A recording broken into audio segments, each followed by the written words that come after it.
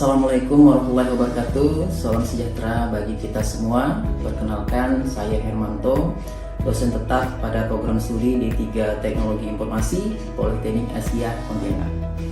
Pada kesempatan ini, saya ingin menyampaikan capaian pembelajaran serta strategi pembelajaran pada mata kuliah yang saya ampu, yaitu dasar pemrograman. Video ini disusun sebagai bagian dari pemenuhan sertifikasi dosen gelombang 1 yang diselenggarakan oleh Kementerian Pendidikan, Kebudayaan, Riset, dan Teknologi tahun 2026. Khususnya bukti pendukung dokumen pernyataan diri dosen dalam unit kerja Tridharma Perguruan Tinggi atau PDD UKT-PT pada unsur pendidikan dan pengajaran yang menjadi tanggung jawab saya sebagai dosen. Mata kuliah dasar pemrograman merupakan mata kuliah inti keilmuan pada kurikulum D3 Teknologi Informasi dengan bobot 3 SKS yang terdiri dari 1 SKS teori dan 2 SKS praktikum, dan diselenggarakan pada semester 1. Pada mata kuliah ini membahas materi untuk mempersiapkan mahasiswa agar mampu memahami dasar bahasa pemrograman dan logika pemrograman menggunakan bahasa pemrograman Python. Melalui mata kuliah ini, mahasiswa dibekali kemampuan berpikir secara logis terstruktur dalam menyelesaikan persoalan komputasi. Mulai dari penulisan sintak dasar, pengolahan data, penerapan struktur kendali, hingga penerapan konsep dasar pemrograman berbasis berorientasi objek. Praktik dilakukan menggunakan IDE atau aplikasi Visual Studio Code sebagai lingkungan penggunaan atau pengembangan utama. Capaian pembelajaran lulusan atau CPL, mata kuliah ini mendukung sejumlah capaian pembelajaran lulusan program studi. CPL 06 mampu menganalisis, merancang, mengimplementasikan, menguji, dan mengevaluasi aplikasi interaktif atau sistem informasi, serta melaksanakan debugging, pengujian unit, serta membuat dokumentasi kode pemrograman. Mampu menyusun rencana pemeliharaan pusat data, mengolah sistem backup, berinteraksi dengan stakeholder untuk mengembangkan persyaratan teknis, serta mengimplementasikan desain grafis, struktur, algoritma, dasar-dasar seperti komputasi dan sistem operasi serta jaringan komputer. Mampu menjelaskan konsep analisis, perancangan implementasi, evaluasi, dan manajemen pengolahan aplikasi interaktif. Adapun pembelajaran mata kuliah CPMK yang ditargetkan adalah sebagai berikut. CPMK 01 mampu melaksanakan debugging, pengujian unit program, integrasi program, dan membuat dokumentasi kode program. CPMK 02 mampu mengimplementasikan desain grafis, struktur data, algoritma, dasar-dasar sistem komputasi, serta sistem operasi dan jaringan pada studi kasus. CMK 03 mampu menjelaskan konsep desain grafis, struktur data, algoritma, dasar-dasar sistem komputasi, serta sistem operasi dalam jaringan komputer. Materi pembelajaran secara garis besar, materi yang dipelajari dalam mata kuliah ini meliputi pertemuan pertama, struktur dasar pemrograman, kedua tipe data dan variabel, 3 string dan bilangan dan operator, 4 seleksi kondisi atau percabangan, 5 perulangan atau looping, 6 list dan tuple, 7 matriks dan penggunaan dari pandas. Di temuan 8 ujian tengah semester, temuan 9 fungsi, temuan 10 modul dan eksepsi, 11 mahasiswa presentasi proyek penilaian hingga pertemuan 15. Di pertemuan 16 itu ujian akhir semester. Strategi pembelajaran. Proses pembelajaran dilaksanakan melalui kombinasi metode kuliah tatap muka, diskusi, praktikum yang didukung dengan pemberian tugas serta pembahasan studi kasus pada setiap pertemuan. Pada bagian akhir semester, mahasiswa mengerjakan sebuah proyek pemrograman berbasis project based learning, yaitu membuat dan mendemonstrasikan program aplikasi menggunakan bahasa pemrograman Python sebagai bentuk nyata penerapan seluruh materi yang telah dipelajari. Evaluasi capaian pembelajaran dilakukan ujian tengah semester dan ujian akhir semester. uji kompetensi individu, serta penilaian terhadap proses dan hasil pengerjaan proyek, termasuk pemaparan dan presentasi hasil kerja mahasiswa. Sistem pengajaran mata kuliah ini dilaksanakan sebagai secara tatap muka selama 16 kali pertemuan dalam satu semester, yaitu satu pertemuan sampai 7 digunakan penyampaian materi dan praktikum dan kemudian dilanjutkan atau dengan dilaksanakan ujian tengah semester pada pertemuan 8. Setelah UTS, pertemuan 9 sampai dengan 11 digunakan untuk penyampaian materi dan praktik yang mengarah pada pengerjaan proyek akhir, sedangkan pertemuan 12 hingga 15 mahasiswa untuk mempresentasikan proyek yang telah dikerjakan rangkaian perkuliahan, kemudian ditutup dengan pelaksanaan ujian akhir semester pada pertemuan 16. Evaluasi pembelajaran dilakukan dengan penilaian sebagai berikut: kehadiran mahasiswa 20%, tugas 25%, serta yang terakhir proyek atau project 55%. Nilai akhir mahasiswa diperoleh dari akumulasi 20% nilai kehadiran, 5% dari tugas, 50% dari nilai proyek, yang kemudian dikonversi ke dalam skala huruf A hingga E sesuai pedoman penilaian pada program studi. Demikian pemaparan saya sebagai implementasi Tridharma pada unsur pendidikan melalui mata kuliah dasar pemrograman. Saya berharap melalui mata kuliah ini mahasiswa tidak menguasai keterampilan teknis dalam pemrograman, tetapi juga mampu berpikir secara logis serta sistematis dan siap menghadapi tantangan dunia industri digital. Berikut adalah video pengajaran yang saya laksanakan di kelas. Selamat menyaksikan. Wassalamualaikum warahmatullahi wabarakatuh. Kedengaran, Pak? Pak, dengar, Pak. Kedengaran, Pak. Assalamualaikum warahmatullahi wabarakatuh. Selamat siang semua.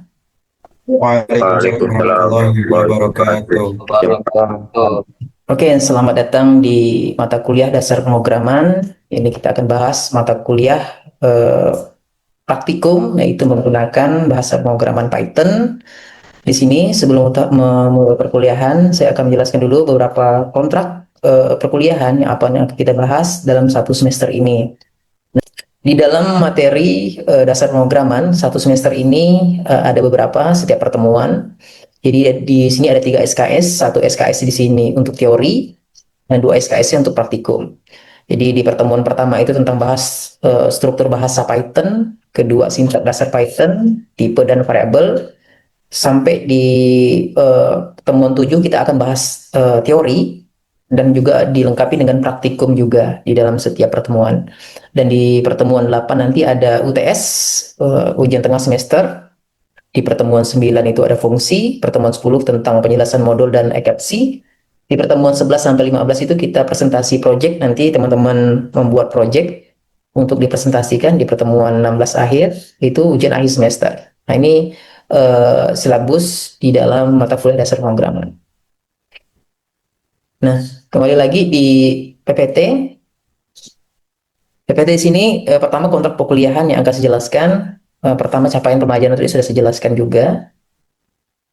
Nah, di mata kuliah ini, di setiap mata kuliah yang saya ajar itu ada beberapa penilaian. Kalau di presensi itu kehadiran itu ada di mata kuliah praktikum.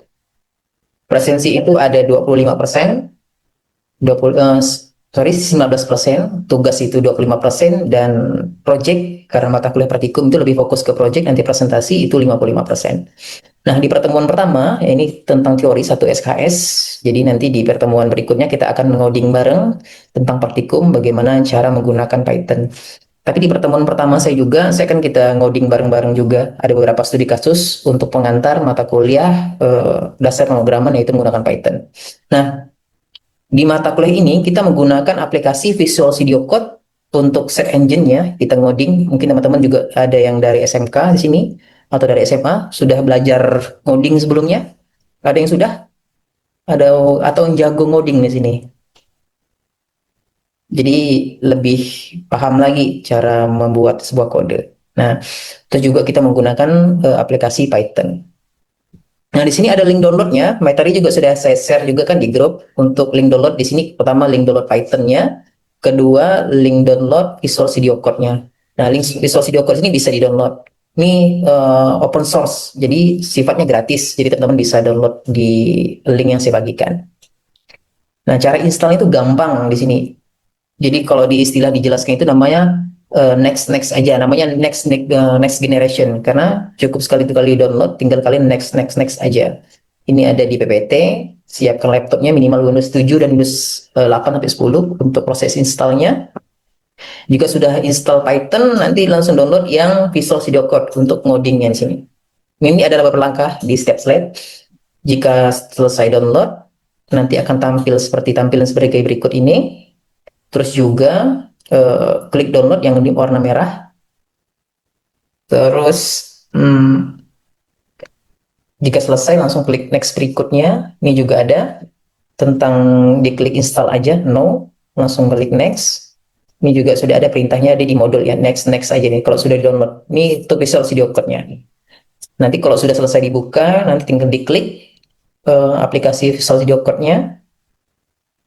Nah, nanti kalau sudah install Visual Studio Code-nya, teman-teman langsung install extension. Jadi kalau ngoding di Python, kalau kita sudah install aplikasinya, kita install lagi nih extensionnya nih Visual Studio Code. Ya. Dulu sebelum ada Visual Studio Code itu pakai Sublime yang lebih orang familiar, atau Notepad++. Tapi kalau ada sekarang udah ada Visual Studio Code, jadi extension untuk ngoding itu lebih banyak di sini. Kita mau ngoding Python ya, tinggal klik aja nih extensionnya untuk mendukung. Supaya apa ada extension ini? Supaya saat ada sintak-sintak yang akan kita ngoding di Python itu lebih gampang, apa namanya? Lebih gampang dalam pembuatannya. Contohnya variabelnya, terus juga extension Python ngoding kayak gimana. Karena Python ini bahasa pemrograman bukan ular kayak gitu. Jadi bisa digunakan untuk membuat aplikasi kayak gitu. Nah, ini kalau sudah diinstal nanti akan tampilan seperti ini. Tampilan seperti ini untuk di tampilan. Nah, nanti buat folder namanya latihan Python. Kalau sudah open foldernya, kita bisa klik yang di sini di atas untuk membuat project baru. Nah, ini diklik yang minus tambah yang plus di sini untuk membuat project baru, terus memberikan nama file. Nah, kalau sudah, nanti langsung di save saja, simpan di foldernya. Simpan di foldernya, terus berikan nama projectnya apa, terus kita ngoding di sini nih. Nah, nanti saya jelaskan cara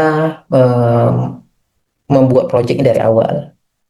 Nah, ini juga ada kalau sudah berjalan. Nah, di dalam Python itu beda dengan bahasa pemrograman lainnya. Jadi di dalam pemrograman itu banyak sekali bahasa pemrograman. Nah, salah satunya bahasa program Python yang saya akan ajarkan. Nanti di semester berikutnya itu banyak bahasa pemrograman yang kalian teman-teman pelajari. Ada CSS, ada HTML, ada PHP, ada JavaScript kayak gitu. Jadi ada Android juga. Jadi banyak bahasa pemrograman yang dipelajari. Nah, tapi untuk semester 1, karena ini dasar sekali, jadi teman-teman harus ada namanya fundamental. Fundamental itu dasarnya yang teman-teman harus pahami dalam membuat sebuah program. Jadi nggak bisa tiba-tiba langsung jadi expert atau jago kalau tidak memahami dasar-dasar pemrograman. Nah, di dasar program ini terintegrasi juga dengan mata kuliah namanya logika algoritma. Ya, bagaimana logika dan algoritma kalian dalam membuat sebuah coding itu bekerja juga, saling terhubung. Kalau logika algoritma itu kan nanti ada di hari Kamis ya, yaitu untuk pemahaman tentang struktur logika. Nah, ini saya akan jelaskan dulu sebelum kita praktikum cara ngoding bareng-bareng. Jadi Python itu sebenarnya bukan ular gitu, tapi Python itu adalah bahasa pemrograman yang diciptakan oleh Guido van Rossum pada tahun 1990-an kayak gitu. Jadi ini sudah lama sekali bahasa pemrograman, tapi yang lebih familiar waktu itu di tahun 2018 itu lagi familiarnya. Kenapa? Lagi booming tentang orang menggunakan bahasa Python. Sebenarnya sekarang lagi hack tentang AI ya. AI itu sebenarnya dibuat menggunakan pakai Python. Jadi kalau teman-teman pahami AI sebenarnya AI itu dibuat pakai Python. Jadi banyak sekali programmer yang dicari menggunakan bahasa program Python nih. Banyak lokernya. Teman-teman bisa cari di Jobdex juga itu tuh. LinkedIn. Jadi banyak programmer yang dicari menggunakan bahasa Python. Jadi lebih luas bahasa pemrograman. Jadi nggak cuma hanya sekedar buat web, tapi Python ini lebih menjanjikan juga jika teman-teman berdalam. Apa harus Python? Python adalah bahasa pemrograman yang sangat populer ya sampai saat ini. tiga bahasa pemrograman yang paling populer di dunia. Selain itu juga mudah digunakan ketimbang bahasa C, bahasa C++ maupun Java. Ini lebih gampang, kodenya lebih singkat gitu.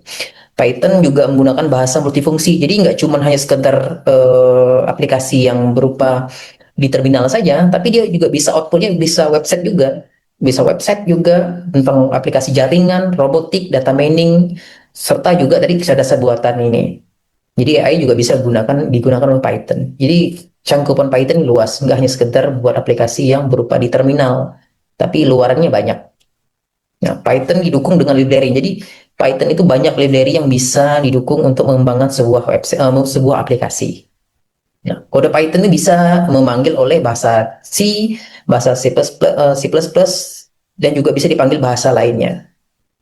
Jadi kalau kelemahannya Python tuh dibanding bahasa lainnya itu sedikit lambat dijalankan dibandingkan bahasa C, karena dia menggunakan extension. Kalau bahasa C atau Borland itu dia ada aplikasi yang berjalan di terminal langsung kayak gitu. Kalau kita menggunakan extension. Untuk program besar dibutuhkan kecepatan proses lebih tinggi. Nah, biasanya juga kalau ngoding Python skala besar biasa orang menggunakan Jupyter Lab. Nah, itu pakai ada di aplikasi pendukungnya lagi menggunakan Jupyter Lab. Tapi kalau yang lebih sederhana saja bisa kita menggunakan aplikasi Visual Studio Code nih yang akan saya ajarkan. Nah, ini sekilas sintaknya. Jadi bahasa pemrograman Python adalah interpretatif, multiguna dengan rancangan yang fokus pada tingkat keterbacaan kode. Nah, ini ada beberapa multifungsinya. Ini struktur pemrograman Python ditulis dengan bahasa khasnya sendiri dibandingkan bahasa C dan C++ karena pertimbangannya. Tipe datanya tingkat tinggi digunakan untuk menyatakan operasi kompleks dalam suatu statement tunggal. Pengelompokan statement itu telah sesuai dengan identitas, pengganti, dan penggurungan mulai dari mulai dan akhiran juga. Nah, ini contohnya struktur pemrograman Python. A sama dengan 10. Berarti di sini namanya A ini adalah variabel. A ini adalah variabel. A diisi dengan nilai 10. If A lebih besar daripada 6, print ini adalah mencetak lulus. Else, maka tidak lulus.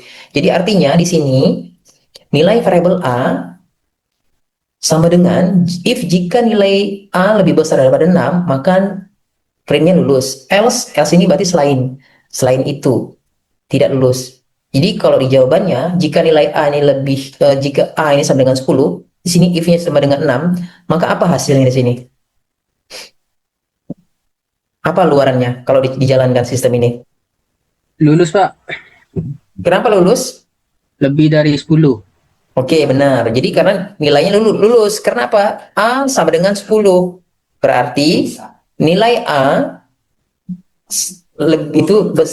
nilai A berarti 10. If di sini kan dibaca, jika A-nya lebih besar daripada 6, maka lulus. Else tidak lulus. Artinya karena A ini lebih besar kan, lebih besar daripada nilai 6, maka dianggapnya lulus kayak gitu. Tapi kalau A-nya sama dengan 5, berarti dia tidak lebih kecil kan? Lebih kecil daripada 6, maka tidak lulus. Jadi itu. Nah, ini contoh selanjutnya tadi yang di coding. Untuk di penerapan coding. Nah, variabel. Nah, struktur di dalam Python, jadi teman-teman juga harus pahami di dalam sebuah pemrograman, variabel itu sangat penting teman-teman pahami. Karena variabel itu adalah menyimpan atau mengandung sebuah nilai. Nanti misalnya teman-teman bisa ada NIM sama dengan NIM teman-teman, B sama dengan nama teman-teman, kayak gitu. Jadi setiap variabel itu mewakili nilai yang akan dikirimkan. Nah, nanti di expertnya nanti saat ngoding website ataupun ngoding aplikasi Android, variabel ini tetap kepakai. Karena apa? Variabel ini akan menampung atau menyimpan sebuah nilai yang akan dikirimkan, apa yang akan diproses kayak gitu. Nah, ini untuk yang variabel. Nama variabel pada umumnya adalah programmer memakai nama variabel sesuai dengan keterangan yang merupakan mewakili nilai tertentu. Pembuatan variabel dalam Python sangat bagi berikut ini. Jadi variabel tidak boleh digabungkan dengan huruf dan angka, huruf kapital, spasi, atau juga tanda baca juga nggak boleh. Jadi kalau emang dia harus sifatnya konsisten dalam sebuah variabel. Misalnya nama depan misalnya, berarti nama ada skor depan. Jadi nggak boleh nama spasi depan tuh nggak boleh. Jadi dalam sebuah variabel itu harus konsisten. Tidak perlu deklarasikan juga misalnya nama ada angkanya juga nggak boleh. Misal nama 123 itu nggak boleh juga.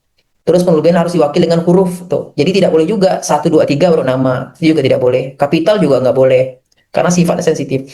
Karena apa? Variabel ini adalah mewakili sebuah nilai tadi.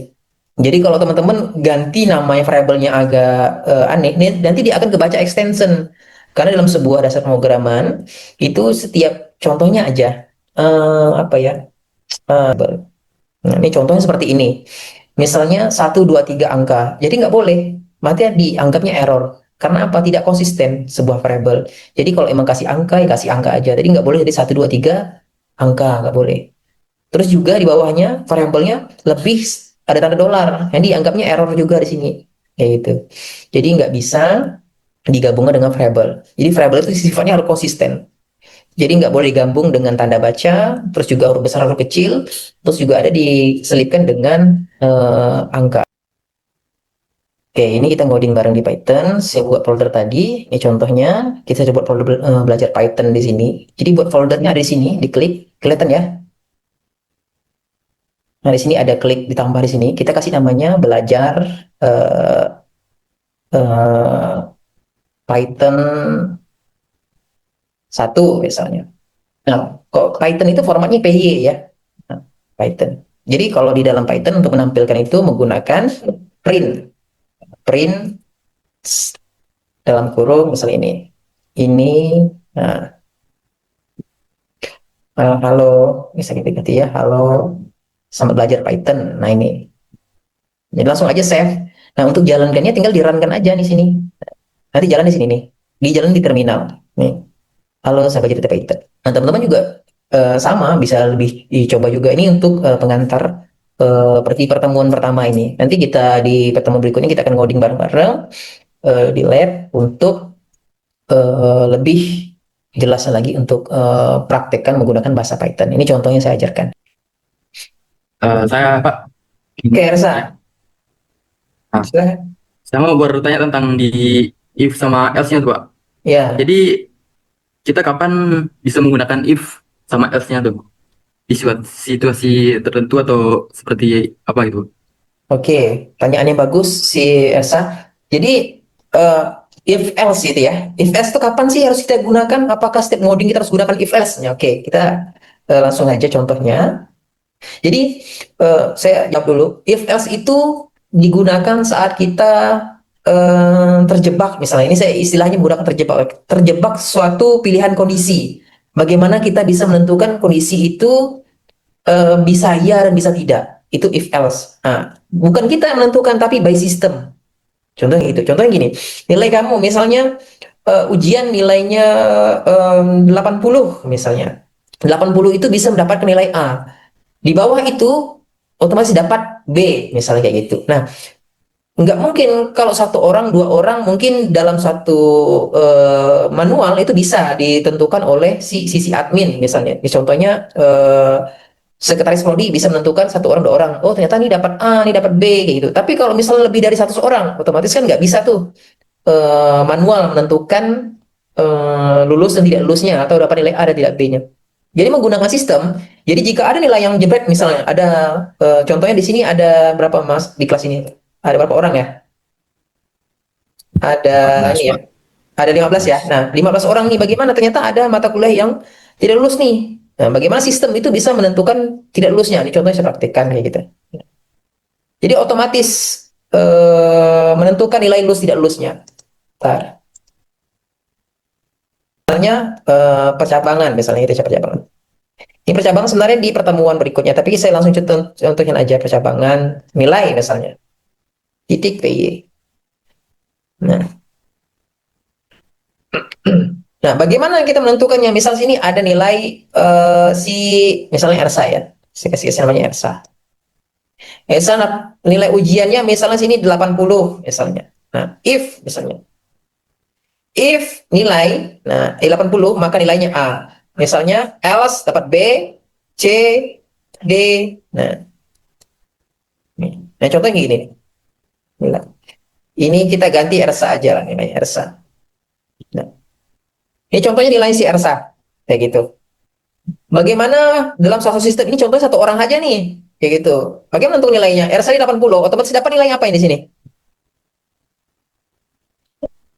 Dapat nilai apa R saya nih? Kalau saya jalankan. Nilai apa? Nilai A. Karena apa? Karena di sini lebih besar atau sama dengan nilai 80 nilai si Ersa. Maka saat dijalankan, maka Ersa mendapatkan nilai 8, nilai A kan dapat nilai 80. Nah, ini satu orang saja. Coba kalau 5, di contoh yang lagi misalnya tentukan 75 di sini CC. Dapat nilai? Nilai apa nih? Nilai B. Dapat B. Karena apa? Karena dia lebih apa? Lebih besar satu sama dengan 70, maka kurang daripada 80 di sini, maka dapat B. Ya, itu sejalankan maka dapat B. Nah, siapa lagi yang bertanya? Ini tentang if. Saya Pak. Oke, Rifa, Fungsi- silakan, Rifa. Fungsi len yang gini tuh Pak. Len apa Itu tuh? untuk apa Pak? Digunakan untuk apa tuh Pak? Yang mana tuh yang len Len yang samping print tuh Pak. len yang sampai oh ini Len. yang kurung ya, kurung. Nah, kurung ini Iya Pak. contohnya kita sampel. Kita buat latihan ya. Latihan 2 ya. Nah, ini untuk mendeklarasikan titik nih. Nah, ini dideklarasikan untuk menampung sebuah print. Nah, jadi dalam kurung ini menampilkan sebuah print. Nah, ini. Jadi kayak gini nih. Untuk menampung sebuah string. Kayak gitu. Jadi kalau di dalam string wajib di dalam kurung. Nah, ini dalam kurung ini. Nah, itu string. Kayak gitu.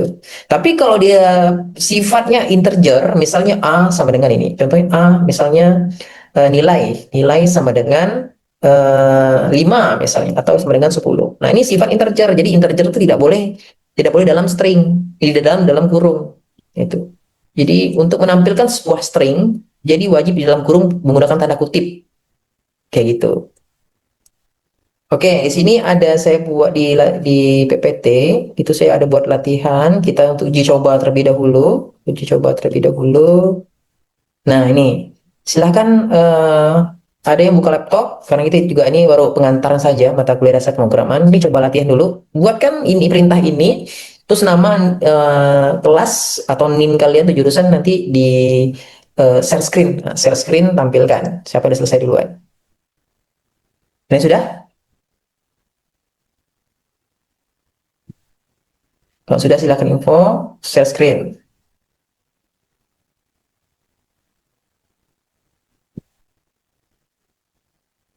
Ibnu, mana Ibnu? Coba jalankan tampilin ini. Saya sudah Pak. Siapa? Saya Pak. Aku nggak, silakan. Oke, silakan share screen go.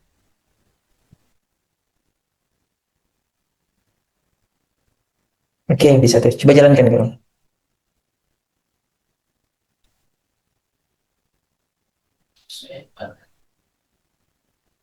Oke, bisa ya, itu jalankan ya. Jadi, print itu tadi untuk menampilkan ya. Ya, sudah jalan Agung. Atau Agung mau jelaskan ya? Coba jelaskan dulu. Fungsi-fungsi setiap len barisnya itu. Dijelaskan ya Pak ya. Ya, boleh. Di sini saya pakai langsung print di sini biodata mahasiswa, ada nama, NIM, dan jurusan. Tulisan. Oke, untuk menampilkan sebuah output itu kita menggunakan print ya di dalam Python. Jadi cukup print saja. Jadi beberapa baris pun yang mau kita tampilkan itu bisa menggunakan perintah print itu ini. Kalau di dalam Python jadi simple sekali. Jadi misalnya mau menambahkan biodata apapun nanti di Oke, sudah ya untuk pertemuan hari ini. Nanti teman-teman semua silahkan install Python-nya di materi yang sudah saya share. Di pertemuan berikutnya nanti kita akan ngoding bareng. Ini linknya udah ada juga untuk downloadnya. Silahkan nanti di download dan install di laptop teman-teman masing-masing gitu. Jika tidak di laptop nanti kita ngodingnya di lab nanti untuk praktikumnya saya langsung. Oke, ada lagi mau bertanya? Tidak Pak. Oke, jika tidak ada, saya tutup untuk kuliah hari ini. Saya akhiri. Assalamualaikum warahmatullahi wabarakatuh. Selamat sore semua. Waalaikumsalam Waalaikumsalam warahmatullahi wabarakatuh. Sore Pak.